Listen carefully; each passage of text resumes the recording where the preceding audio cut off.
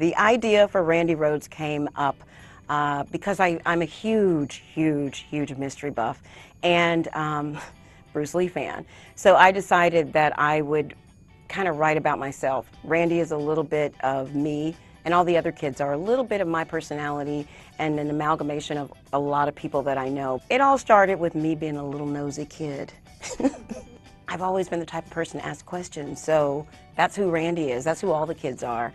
And you know what? The other thing is, we all feel like we don't fit in, and these kids fit together perfectly. So if you're a person who feels that you don't fit in, you're not alone. There are a lot of things that I don't know about crime solving that I thought that I did, and I had to learn how to do that, really procedural stuff. I had to do a lot more research on what the actual outfits that the kids wear, because, you know, as much as I want to be a ninja, as much as I want to be a black belt in Taekwondo, I'm a little afraid of being hit. I wish that I could take the credit for how beautiful the book cover is. Vivian Toe is an amazing illustrator, and she read the book and made these characters come to life. So all of that is her and the great team at Simon & Schuster. Aren't those kids the cutest? What brought me to children's books? Actually, I never left children's books. I've always read them, and I continue to read them. They made me who I am as an actor. The Adventures, I was poor growing up, and I got to go all over the world through books, and that's because my mom told me reading was important, and I thank her for that. The next book is taking place in Randy's stomping ground of New York City. So you actually get to see her at work solving a crime in New York with the gang. That's all I'm telling you.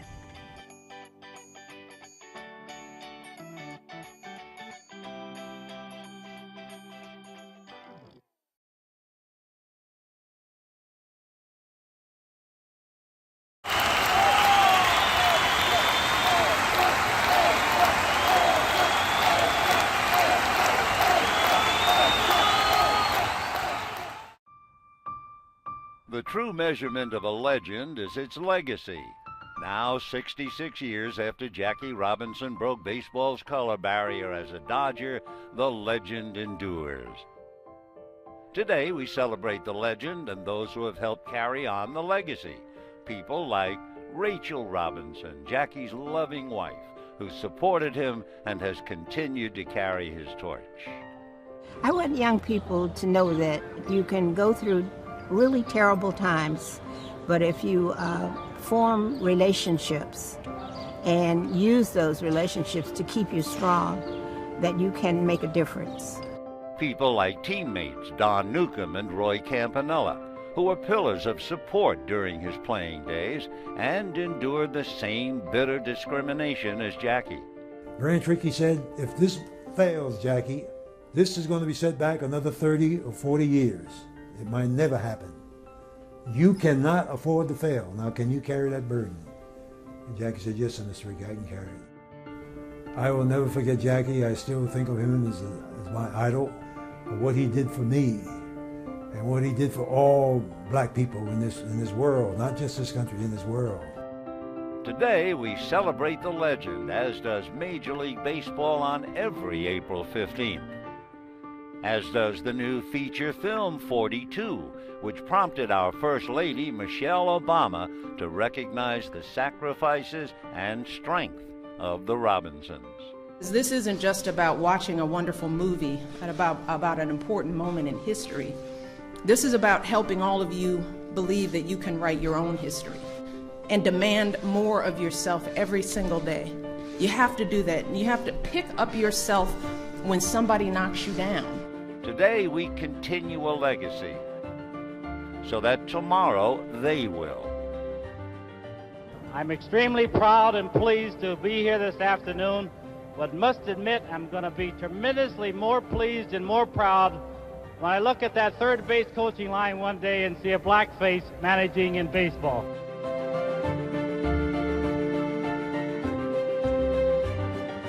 Jackie Robinson, more than a baseball legend, an American legend. Today, I think every American should say a special word of thanks to Jackie Robinson. And the fans will never forget the sight of Jackie Robinson.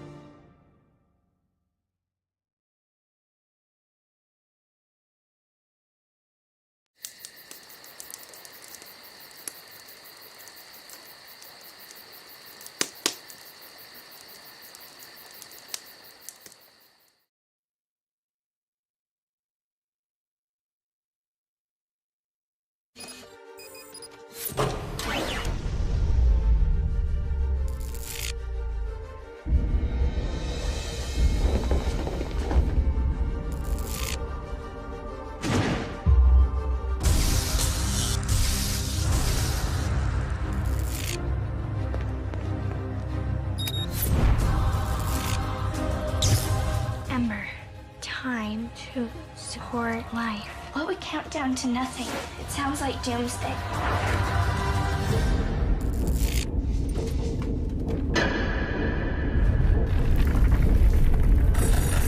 Stations, everybody! Generator's broke. Can't be fixed. Without it, we won't survive. We have to find a way out of here. Exit. Maybe there's a way out of Ember. Keep your eyes peeled. Look around every corner. You never know where you might find a clue. It's too dangerous.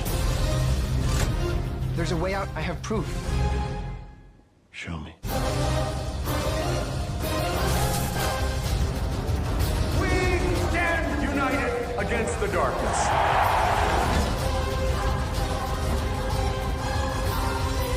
If you have proof, you have to pursue it!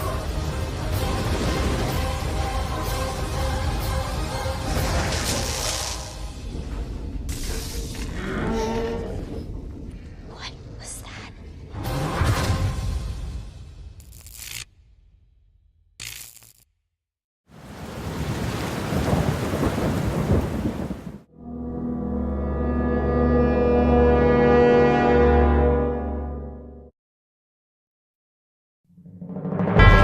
In a small New Jersey town, the unthinkable was about to happen.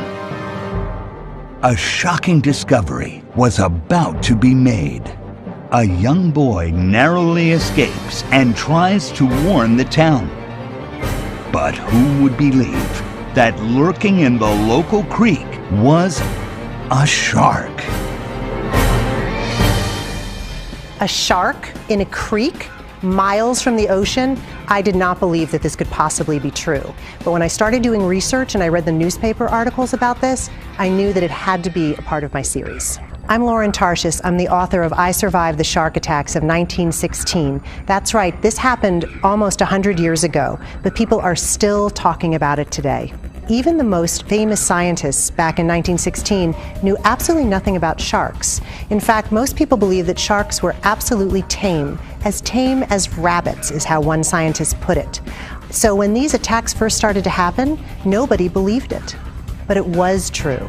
In fact, this episode in history helped completely change scientists' attitudes about sharks. And you are going to find out, because you are going to travel back with me to 1916. You're going to meet a boy named Chet who lived through this terrifying experience. Chet actually knows what it feels like to have a shark's jaws chomp on his leg. He lived through this extraordinary time with the people in his town. It was a summer they will never forget. Do you have what it takes to survive?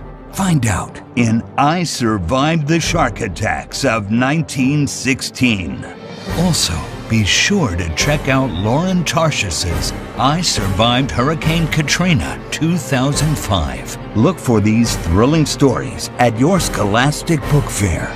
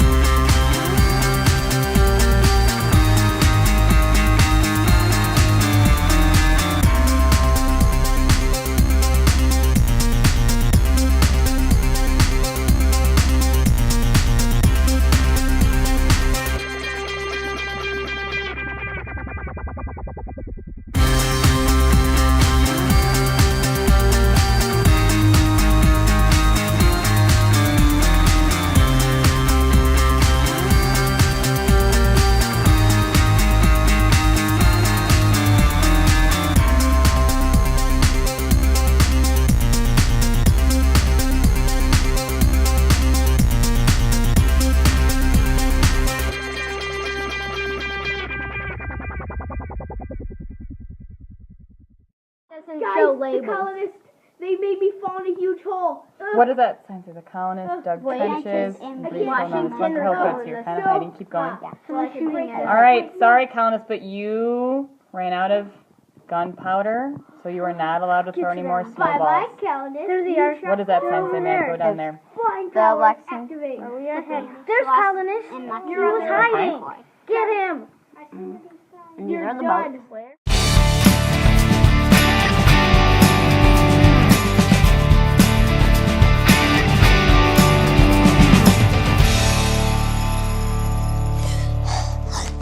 This one goes out to the heroes. Everyday heroes. Yeah, I'm talking to you. You probably are like, I'm not a hero, you're talking to the wrong person. And I'm all like, you're talking to your TV. So listen up. I think you're a hero and you don't even know it yet. Maybe you're like me, you look in the mirror and you don't really see a hero. You look and you just see a regular kid. A really good looking regular kid. But you're a hero. Whether you're a kid or a grown-up. You're way more than you might think you are. You're more than your problems and you're more than your mistakes. Somewhere inside, you're a hero. You might not have a cape or wear underwear outside your clothes. That's probably a good thing. You have everything right now to change the world. Everything! Heroes are just ordinary people who've done extraordinary things. They inspire other people to be extraordinary. People like Nathaniel. He's 12 years old and he's not okay with the fact that there are people in the world who don't have clean water. He raised enough money to help 30 schools in Central Africa. Madison. When she was 15, she created a beauty pageant for boys and girls that have special needs because she wanted to celebrate real beauty. My friend Bob. He's 55 and he's living out love in so many different ways. Right now he's working on building a school so kids in Uganda know they're loved. Kids can change the world and grown-ups can change the world. It would go a whole lot faster if we worked together. Heroes are made when ordinary people like you and me decide to be extraordinary or extra ordinary. Extra ordinary. That's too many extras. Here's what I'm trying to say. If you want to be awesome, treat people awesome. It's about strength. Firepower! Not like picking up a car kind of strength. I'll pick it up and just drop it and go like, oh, he's so nerdy, but so strong. I want to go out with him. He can pick up a car. But it's not about that. I'm talking about compassion. Nothing stronger than that. It's what changes things. So who's been a hero to you? Da-da-da. Parents? Teachers? Friends? Let them know. Heroes don't always know that they're heroes. We all need reminders. The little things that we do are a big deal. Heroes are people in our lives who see us what we really are. Awesome. Did you hear that? I said it. You're awesome! You're awesome. You don't need a cape and you don't need money.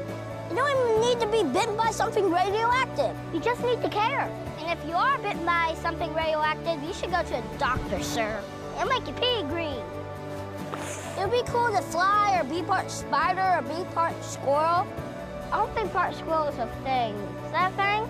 Like a man squirrel? But you're already filled with superpowers. So don't wait for a signal in the sky. Look a little closer at the world around you. You're ready right now. It's time to be the hero that you're meant to be. Cape, what are you not okay with? Think about it. Now what do you have?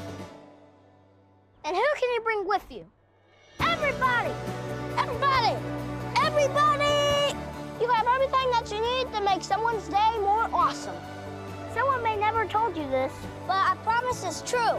The world needs heroes, and that hero could be you. That hero could be you. And that hero could be you. Yeah. Let's do this.